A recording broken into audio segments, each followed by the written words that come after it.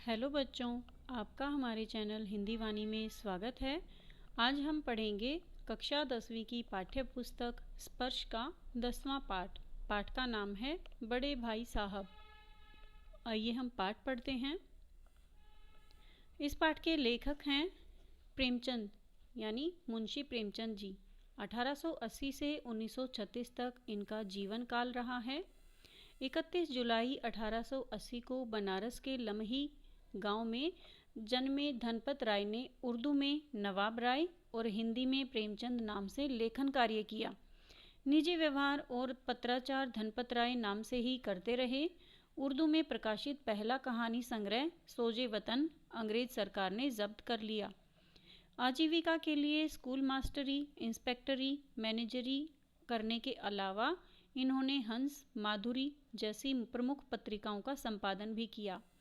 कुछ समय बम्बई यानी मुंबई की फिल्म नगरी में भी बिताया, लेकिन वह उन्हें रास नहीं आई। यद्यपि उनकी कई कृतियों पर यादगार फिल्में बनी। आम आदमी के दुख दर्द के बेजोड़ चितेरे प्रेमचंद को उनके जीवन काल में ही कथा सम्राट, उपन्यास सम्राट कहा जाने लगा था। उन्होंने हिंदी कथा लेखन की परिपाटी पूरी तरह बदल डाली थी। अपनी रचनाओं में उन्होंने उन लोगों को प्रमुख पात्र बनाकर साहित्य में जगह दी जिन्हें जीवन और जगत में केवल प्रताड़ना और लांछन ही मिले थे। 8 अक्टूबर 1936 में उनका देहावसान हुआ। प्रेमचंद ने जितनी भी कहानियां लिखी वे सब मानसरोवर शीर्षक से 8 खंडों में संकलित हैं। उनके प्रमुख उपन्यास हैं गोदान, गबन, प्रेमाश्रम, सेवा सदन, निर्मला, कर्मभूमि, रंगभूमि, कायाकल्प, प्रतिज्ञा और मंगलसूत्र, जो कि अपूर्ण रचना है। अब हम पाठ के बारे में जान लेते हैं। पाठ पढ़ लेते हैं। अभी तुम छोटे हो इसलिए इस काम में हाथ मत डालो। यह सुनते ही कई बार बच्चों के मन में आता है, काश हम बड़े होते तो कोई हमें यूं न टोकता। लेकिन इस भुलावे में न रहिएगा, क्योंकि बड़े होने से कुछ करने का अधिकार नहीं मिल जाता, यानी कुछ भी करने का अधिकार नहीं मिल जाता। घर के बड़े को कई बार तो उन कामों में शामिल होने से भी अपने को रोकना पड़ता है जो उसी उम्र के और लड़के बेधड़क करते रहते हैं, यानी अपने आप को भी नियंत्रण में रखना होता है बड़े होने के नाते। जानते हो क्यों? क्योंकि वे लड़के अपने घर में किसी से बड़े नहीं होते। प्रस्तुत पाठ में भी वे एक बड़े भाई साहब हैं जो हैं तो छोटे ही, लेकिन घर में उनसे छोटा एक और भाई है। उससे उम्र में केवल कुछ साल बड़ा होने के कारण उनसे बड़ी बड़ी अपेक्षाएं की जाती हैं। बड़ा होने के नाते वह खुद भी यही चाहते हैं और कोशिश करते हैं कि वह जो कुछ भी करे वह छोटे भाई के लिए एक मिसाल का काम करे, यानी छोटा भाई बड़े भाई को देखकर उसी की तरह सारे काम करे। इस आदर्श स्थिति को बनाए रखने के फेर में बड़े भाई साहब का बचपन तिरोहित हो जाता है, यानी जो बड़ा है उसको ध्यान से रहना पड़ता है, ध्यान से व्यवहार करना पड़ता है, सभी कार्य करने पड़ते हैं, क्योंकि छोटा जो है, जो छोटा भाई बहन है, वह उसे ही देखकर सब काम करेगा, यानी उसे अपने आप को आदर्श के रूप में प्रस्तुत करना पड़ता है। बड़े भाई साहब, अब हम पाठ पढ़ लेते हैं। मेरे भाई साहब मुझसे 5 साल बड़े, लेकिन केवल 3 दर्जे आगे। उन्होंने भी उसी उम्र में पढ़ना शुरू किया था जब मैंने शुरू किया, लेकिन तालीम जैसे महत्व के मामले में वह जल्दबाजी से काम लेना पसंद ना करते थे। इस भवन की बुनियाद खूब मजबूत डालना चाहते थे, जिस पर आलीशान महल बन सके। 1 साल का काम 2 साल में करते थे, कभी कभी 3 साल भी लग जाते थे। बुनियाद ही पुख्ता न हो तो मकान कैसे पायदार बने। मैं छोटा था, वह बड़े थे। मेरी उम्र 9 साल की थी, वह 14 साल के थे। उन्होंने मेरी तंबीह और निगरानी का पूरा और जन्मसिद्ध अधिकार था, और मेरी शालीनता इसी में थी कि उनके हुक्म को कानून समझूं। वह स्वभाव से बड़े अध्ययनशील थे, हरदम किताब खोले बैठे रहते थे, और शायद दिमाग को आराम देने के लिए कभी कापी पर, किताब के हाशियों पर चिड़ियों, कुत्तों, बिल्लियों की तस्वीरें बनाया करते थे। कभी कभी एक ही नाम या शब्द या वाक्य 10-20 बार लिख डालते। कभी एक शेर को बार बार सुंदर अक्षरों में नकल करते, कभी ऐसी शब्द रचना करते जिसमें न कोई अर्थ होता न कोई सामंजस्य। मसलन एक बार उनकी कॉपी पर मैंने यह इबारत देखी, स्पेशल अमीना, भाइयों भाइयों, दरअसल भाई भाई, राधे श्याम, श्रीयुत राधे श्याम। 1 घंटे तक इसके बाद एक आदमी का चेहरा बना हुआ था। मैंने बहुत चेष्टा की कि इस पहेली का कोई अर्थ निकालूं, लेकिन असफल रहा और उनसे पूछने का साहस न हुआ। वह 9वीं जमात में थे, मैं 5वीं में। उनकी रचनाओं को समझना मेरे लिए छोटा मुंह बड़ी बात थी। मेरा जी पढ़ने में बिल्कुल न लगता था। 1 घंटा भी किताब लेकर बैठना पहाड़ था। मौका पाते ही हॉस्टल से निकलकर मैदान में आ जाता और कभी कंकरियां उछालता, कभी कागज़ की तितलियां उड़ाता, और कहीं कोई साथी मिल जाता तो पूछना ही क्या, कभी चारदीवारी पर चढ़कर नीचे कूद रहे हैं, कभी फाटक पर सवार उसे आगे पीछे चलाते हुए मोटर कार का आनंद उठा रहे हैं। लेकिन कमरे में आते ही भाई साहब का वह रुद्र रूप देखकर प्राण सूख जाते। उनका पहला सवाल यह होता, कहाँ थे? हमेशा यही सवाल इसी ध्वनि में हमेशा पूछा जाता था और इसका जवाब मेरे पास केवल मौन था। न जाने मेरे मुंह से यह बात क्यों न निकलती कि जरा बाहर खेल रहा था। मेरा मौन कह देता था कि मुझे अपना अपराध स्वीकार है और भाई साहब के लिए उसके सिवा और कोई इलाज न था कि स्नेह और रोष से मिले हुए शब्दों में मेरा सत्कार करें। यानी जब छोटा भाई खेलकर आता है और बड़ा भाई गुस्से में उससे पूछता है कि कहाँ थे, और छोटा भाई कुछ नहीं कह पाता, तो बड़ा भाई उसे समझाने लगता है। किस तरह से समझाने लगता है, आइए हम पढ़ते हैं। इस तरह अंग्रेजी पढ़ोगे तो जिंदगी भर पढ़ते रहोगे और एक हर्फ न आएगा। अंग्रेजी पढ़ना कोई हंसी खेल नहीं है कि जो चाहे पढ़ ले। नहीं, ऐरा गहरा नत्थु खैरा सभी अंग्रेजी के विद्वान हो जाते। यहाँ रात दिन आंखें फोड़नी पड़ती हैं और खून जलाना पड़ता है, तब कहीं यह विद्या आती है। और आती क्या है? हाँ, कहने को आ जाती है। बड़े बड़े विद्वान भी शुद्ध अंग्रेजी नहीं लिख सकते, बोलना तो दूर रहा। और मैं कहता हूँ, तुम कितने घोंघा हो कि मुझे देखकर भी सबक नहीं लेते। मैं कितनी मेहनत करता हूँ, यह तुम अपनी आँखों से देखते हो। अगर नहीं देखते तो यह तुम्हारी आँखों का कसूर है, तुम्हारी बुद्धि का कसूर है। इतने मेले तमाशे होते हैं, मुझे तुमने कभी देखा है जाते? रोज ही क्रिकेट और हॉकी मैच होते हैं, मैं पास नहीं फटकता, हमेशा पढ़ता रहता हूँ। उस पर भी एक एक दर्जे में 2-2, 3-3 साल पढ़ा रहता हूँ। फिर भी तुम कैसे आशा करते हो कि तुम यूँ खेल कूद में वक्त गंवाकर पास हो जाओगे? मुझे तो दो ही 3 साल लगते हैं। तुम उम्र भर इसी दर्जे में पड़े सड़ते रहोगे। अगर तुम्हें इस तरह उम्र गंवानी है तो बेहतर है घर चले जाओ और मज़े से गुल्ली डंडा खेलो। दादा की गाड़ी कमाई के रुपये क्यों बर्बाद करते हो? मैं यह लताड़ सुनकर आंसू बहाने लगता। जवाब ही क्या था, अपराध तो मैंने किया, लताड़ कौन सहे। भाई साहब उपदेश की कला में निपुण थे। ऐसी ऐसी लगती बातें कहते, ऐसे ऐसे सुक्ति बाण चलाते कि मेरे जिगर के टुकड़े टुकड़े हो जाते और हिम्मत टूट जाती।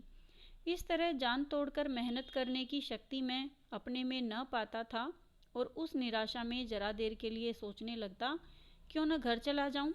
जो काम मेरे बूते के बाहर है उसमें हाथ डालकर क्यों अपनी ज़िंदगी खराब करूं। मुझे अपना मूर्ख रहना मंजूर था, लेकिन उतनी मेहनत से मुझे तो चक्कर आ जाता था। लेकिन घंटे 2 घंटे के बाद निराशा के बादल फट जाते और मैं इरादा करता कि आगे से खूब जी लगाकर पढ़ूंगा।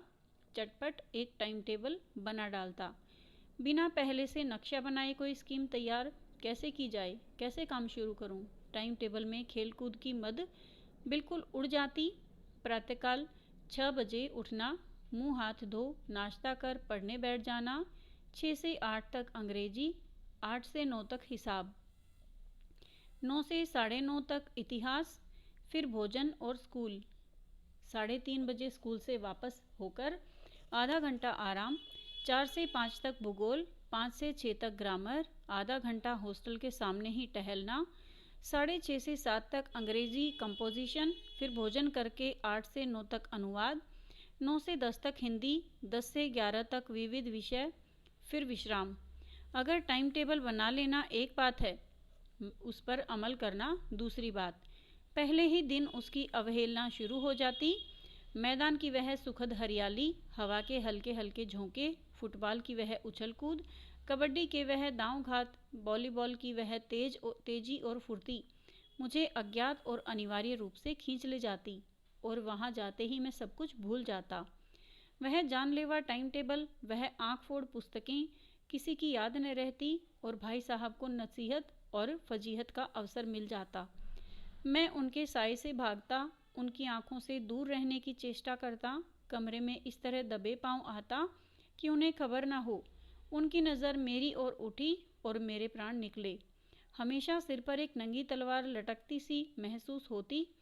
फिर भी जैसे मौत और विपत्ति के बीच भी आदमी मोह और माया के बंधन में जकड़ा रहता है, मैं फटकार और गुड़कियां खाकर भी खेल कूद का तिरस्कार न कर सकता था। सालाना इम्तिहान हुआ। भाई साहब फेल हो गई, मैं पास हो गया और दर्जे में प्रथम आया। मेरे और उनके बीच में केवल 2 साल का अंतर रह गया। जी में आया भाई साहब को आड़े हाथों लूं। आपकी वह घोर तपस्या कहाँ गई? मुझे देखिए, मज़े से खेलता भी रहा और दर्जे में अव्वल भी हूँ। लेकिन वह इतने दुखी और उदास थे कि मुझे उनसे दिली हमदर्दी हुई और उनके घाव पर नमक छिड़कने का विचार ही लज्जास्पद जान पड़ा। हाँ, अब मुझे अपने ऊपर कुछ अभिमान हुआ और आत्मसम्मान भी बढ़ा। भाई साहब का वह रोब मुझ पर न रहा। आज़ादी से खेल कूद में शरीक होने लगा। दिल मजबूत था। अगर उन्होंने फिर मेरी फजीहत की तो साफ कह दूंगा, आपने अपना खून जलाकर कौन सा तीर मार लिया। मैं तो खेलते कूदते दर्जे में अव्वल आ गया। जवान से यह हेकड़ी जताने का साहस न होने पर भी मेरे रंग ढंग से साफ जाहिर होता था कि भाई साहब का वह आतंक मुझ पर नहीं था। भाई साहब ने इसे भांप लिया। उनकी सहज बुद्धि बड़ी तीव्र थी, और एक दिन जब मैं भोर का सारा समय गुल्ली डंडे की भेंट चढ़ाकर ठीक भोजन के समय लौटा, तो भाई साहब ने मानो तलवार खींच ली और मुझ पर टूट पड़े। देखता हूँ इस साल पास हो गए हो और दर्जे में अव्वल आ गए, तो तुम्हें दिमाग हो गया है। मगर भाईजान, घमंड तो बड़े बड़े का नहीं रहा। तुम्हारी क्या हस्ती है। इतिहास में रावण का हाल तो पढ़ा ही होगा। उसके चरित्र से तुमने कौन सा उपदेश लिया, या यूं ही पढ़ गए। महज इम्तिहान पास कर लेना कोई चीज़ नहीं, असल चीज़ है बुद्धि का विकास। जो कुछ पढ़ो उसका अभिप्राय समझो। रावण भूमंडल का स्वामी था। ऐसे राजाओं को चक्रवर्ती कहते हैं। आजकल अंग्रेजों के राज्य का विस्तार बहुत बड़ा हुआ है, पर इन्हें चक्रवर्ती नहीं कह सकते। संसार में अनेक राष्ट्र अंग्रेजों का आधिपत्य स्वीकार नहीं करते, बिल्कुल स्वाधीन है। रावण चक्रवर्ती राजा था। संसार के सभी महीप उसे कर देते थे। बड़े बड़े देवता उसकी गुलामी करते थे। आग और पानी के देवता भी उसके दास थे। मगर उसका अंत क्या हुआ? घमंड ने उसका नाम निशान तक मिटा दिया। कोई उसे एक चुल्लू पानी देने वाला भी न बचा। घमंड आदमी और जो कुकर्म चाहे करे, पर अभिमान न करे। इतराई नहीं, अभिमान किया और दीन दुनिया दोनों से गया। शैतान का हाल भी पढ़ा ही होगा। उसे यह अभिमान हुआ था कि ईश्वर का उससे बढ़कर सच्चा भक्त कोई है ही नहीं। अंत में यह हुआ कि स्वर्ग से नरक में ढकेल दिया गया। शाहिरूम ने भी एक बार अहंकार किया था, भीख मांग मांग कर मर गया। तुमने तो अभी केवल एक दर्जा पास किया है और अभी से तुम्हारा सिर फिर गया। तब तो तुम आगे पढ़ चुके। यह समझ लो कि तुम अपनी मेहनत से नहीं पास हुए। अंधे के हाथ बटेर लग गई। मगर बटेर केवल एक बार हाथ लग सकती है, बार बार नहीं लग सकती। कभी कभी गुल्ली डंडे में भी आधा घंटा अंधा चोट निशाना पड़ जाता है। कभी कभी गुल्ली डंडे में भी अंधा चोट निशाना पड़ जाता है। इससे कोई सफल खिलाड़ी नहीं हो जाता। सफल खिलाड़ी वह है जिसका कोई निशाना खाली न जाए। मेरे फेल होने पर मत जाओ। मेरे दर्जे में आओगे तो दांतों पसीना आ जाएगा। जब अलजबरा और ज्योमेट्री के लोहे के चने चबाने पड़ेंगे और इंग्लिस्तान का इतिहास पढ़ना पड़ेगा। बादशाहों के नाम याद रखना आसान नहीं। 8 हेनरी हो गुजरे हैं। कौन सा कांड किस हेनरी के समय में हुआ, क्या यह याद कर लेना आसान समझते हो? हेनरी 7वें की जगह हेनरी 8वां लिखा और सब नंबर गायब। सफा चट, सिफर भी न मिलेगा, सिफर भी। हो किस ख्याल में? दर्जनों तो जेम्स हुए हैं, दर्जनों विलियम्स, कोड़ियों चार्ल्स। दिमाग चक्कर खाने लगता है, आंधी रोग हो जाता है। इन अभागों के को नाम भी ना जुड़ते थे। एक ही नाम के पीछे दोयम, सोयम, चहारुम, पंचुम लगाते चले गए। मुझसे पूछते तो 10 लाख नाम बता देता। और ज्योमेट्री तो बस खुदा की पनाह। अ ब ज की जगह अ ज ब लिख दिया और सारे नंबर कट गए। कोई इन निर्दयी मुमतहिनों से नहीं पूछता कि आखिर अ ब ज और अ ज ब में क्या फ़र्क है, और क्या व्यर्थ की बात के लिए क्या छात्रों का खून करते हो?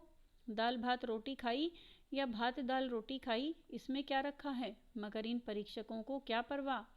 वह तो वही देखते हैं जो पुस्तक में लिखा है। चाहते हैं कि लड़के अक्षर अक्षर रट डालें, और इसी रटंत का नाम शिक्षा रख छोड़ा है। और आखिर इन बेसिर पैर की बातों के पढ़ने से क्या फ़ायदा? इस रेखा पर वह लंब गिरा दो तो आधार लंब से दोगुना होगा। पूछिए इससे प्रयोजन? दुगुना नहीं, चौगुना हो जाए या आधा ही रहे, मेरी बला से। लेकिन परीक्षा में पास होना है तो यह सब खुराफात याद करनी पड़ेगी।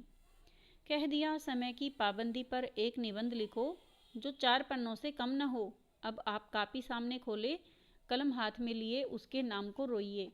कौन नहीं जानता कि समय की पाबंदी बहुत अच्छी बात है। इससे आदमी के जीवन में संयम आ जाता है, दूसरों का उस पर स्नेह होने लगता है और उसके कारोबार में उन्नति होती है। लेकिन इस जरा सी बात पर 4 पन्ने कैसे लिखें? जो बात एक ही वाक्य में कही जा सके उसे 4 पन्नों में लिखने की क्या ज़रूरत? मैं तो इसे हिमाकत कहता हूँ। यह तो समय की किफ़ायत नहीं बल्कि उसका दुरुपयोग है कि व्यर्थ में किसी बात को ठूंस दिया जाए। हम चाहते हैं आदमी को जो कुछ कहना हो चटपट कह दे और अपनी राह ले, मगर नहीं, आपको 4 पन्ने रंगने पड़ेंगे, चाहे जैसे लिखिए, और पन्ने भी पूरे फुल स्केप आकार के। यह छात्रों पर अत्याचार नहीं तो और क्या है? अनर्थ तो यह है कि कहा जाता है संक्षेप में लिखो। समय की पाबंदी पर संक्षेप में एक निबंध लिखो जो 4 पन्नों से कम ना हो। ठीक, संक्षेप में तो 4 पन्ने हुए। शायद 100-200 पन्ने लिखवाते। तेज भी दौड़िए और धीरे धीरे भी। है उल्टी बात, है या नहीं? बालक भी इतनी सी बात समझ सकता है, लेकिन इन अध्यापकों को इतनी तमीज़ भी नहीं। उस पर दावा है कि हम अध्यापक हैं। मेरे दर्जे में आओगे लाला तो ये सारे पापड़ पेलने पड़ेंगे और तब आटे दाल का भाव मालूम होगा। इस दर्जे में अव्वल आ गए हो तो ज़मीन पर पाँव नहीं रखते। इसलिए मेरा कहना मानिए, लाख फेल हो गया हूँ लेकिन तुमसे बड़ा हूँ। संसार का मुझे तुमसे कहीं ज़्यादा अनुभव है। जो कुछ कहता हूँ उसे गिरह बांधिए, नहीं पछताइएगा। स्कूल का समय निकट था, नहीं ईश्वर जाने यह उपदेश माला कब समाप्त होती। भोजन आज मुझे निस्वाद सा लग रहा था। जब पास होने पर यह तिरस्कार हो रहा है तो फेल हो जाने पर तो शायद प्राण ही ले लिए जाएं। भाई साहब ने अपने दर्जे की पढ़ाई का जो भयंकर चित्र खींचा था उसने मुझे भयभीत कर दिया। स्कूल छोड़कर घर नहीं भागा, यही ताज्जुब है। लेकिन इतने तिरस्कार पर भी पुस्तकों में मेरी अरुचि ज्यों की त्यों बनी रही। खेलकूद का कोई अवसर हाथ से न जाने देता। पढ़ता भी मगर बहुत कम, बस इतना कि रोज टास्क पूरा हो जाए और दर्जे में जलील ना होना पड़े। अपने ऊपर जो विश्वास पैदा हुआ था वह फिर लुप्त हो गया और फिर चोरों का सा जीवन कटने लगा। फिर सालाना इम्तिहान हुआ और कुछ ऐसा संयोग हुआ कि मैं फिर से पास हुआ और भाई साहब फिर फेल हो गए। मैंने बहुत मेहनत नहीं की पर न जाने कैसे दर्जे में अव्वल आ गया। मुझे खुद अचरज हुआ। भाई साहब ने प्राणांतक परिश्रम किया, कोर्स का एक एक शब्द चाट गए। 10 बजे रात तक इधर, 4 बजे भोर से उधर, 6 से 9:30 तक स्कूल जाने से पहले मुद्रा कांतिहीन हो गई, मगर बेचारे फेल हो गए। मुझे उन पर दया आती थी। नतीजा सुनाया गया तो वह रो पड़े और मैं भी रोने लगा। अपने पास होने की खुशी आधी हो गई। मैं भी फेल हो गया होता तो भाई साहब को इतना दुख न होता। लेकिन विधि की बात कौन टाले। मेरे और भाई साहब के बीच में अब केवल 1 दर्जे का अंतर और रह गया।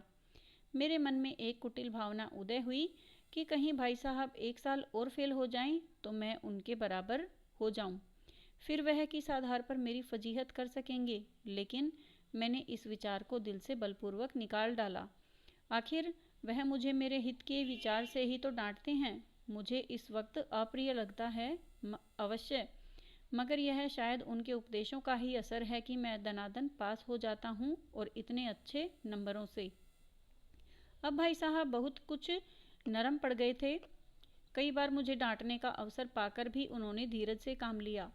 शायद अब वह खुद समझने लगे थे कि मुझे डांटने का अधिकार उन्हें नहीं रहा, या रहा भी तो बहुत कम। मेरी स्वच्छंदता भी बढ़ी। मैं उनकी सहिष्णुता का अनुचित लाभ उठाने लगा।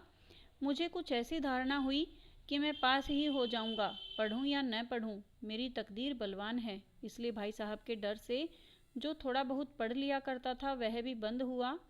मुझे कनकोए उड़ाने का नया शौक पैदा हो गया था और अब सारा समय पतंगबाजी की ही भेंट होता था।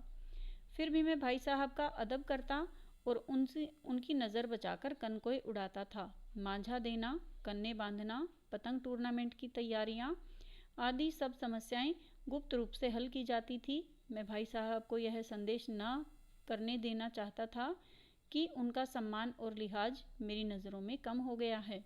एक दिन संध्या समय हॉस्टल से दूर मैं एक कनकोआ लूटने बेतहाशा दौड़ा जा रहा था। आंखें आसमान की ओर थी और मन उस आकाशगामी पथिक की ओर जो मंद गति से झूमता पतन की ओर चला आ रहा था, मानो कोई आत्मा स्वर्ग से निकलकर विरक्त मन से नए संस्कार ग्रहण करने जा रही हो। बालकों की पूरी सेना लग्गे और झाड़दार बांस लिए इनका स्वागत करने को दौड़ी आ रही थी। किसी को अपने आगे पीछे की खबर न थी।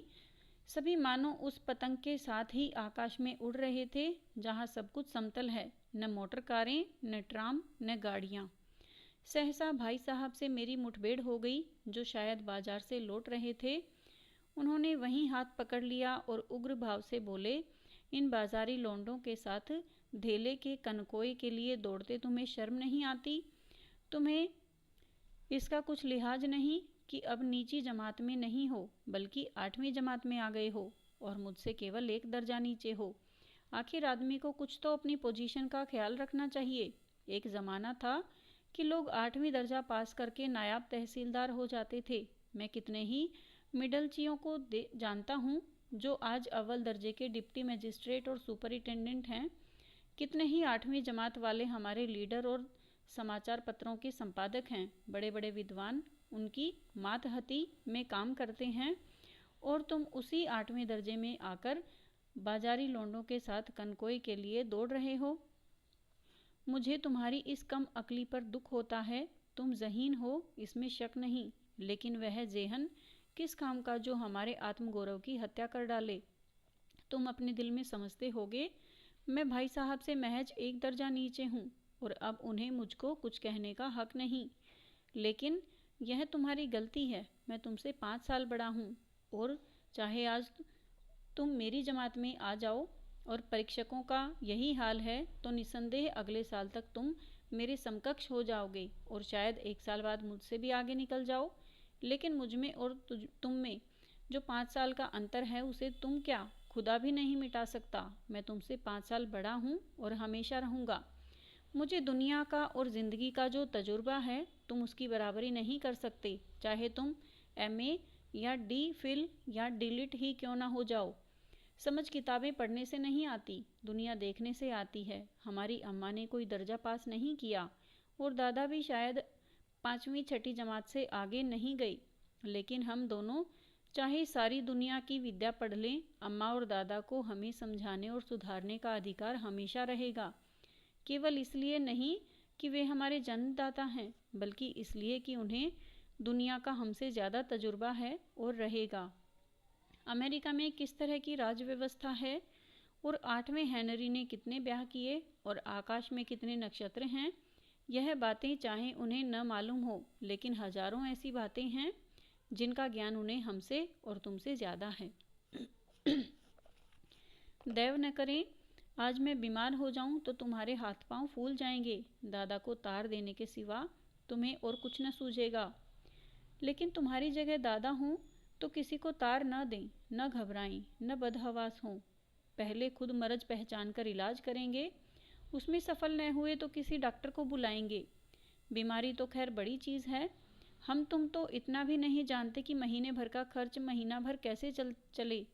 जो कुछ दादा भेजते हैं उसे हम 20-22 तक खर्च कर डालते हैं और फिर पैसे पैसे को मोहताज हो जाते हैं। नाश्ता बंद हो जाता है, धोबी और नाई से मुंह चुराने लगते हैं।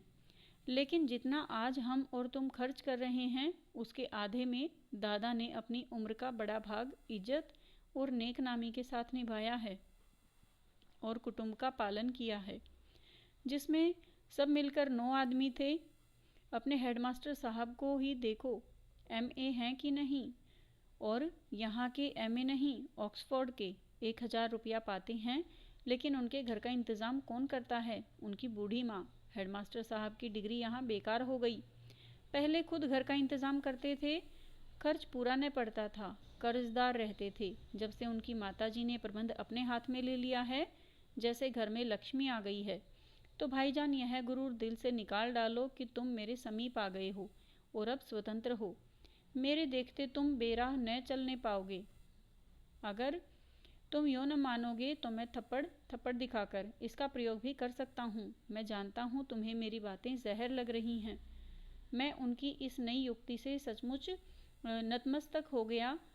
मुझे आज सचमुच अपनी लघुता का अनुभव हुआ और भाई साहब के प्रति मेरे मन में श्रद्धा उत्पन्न हुई।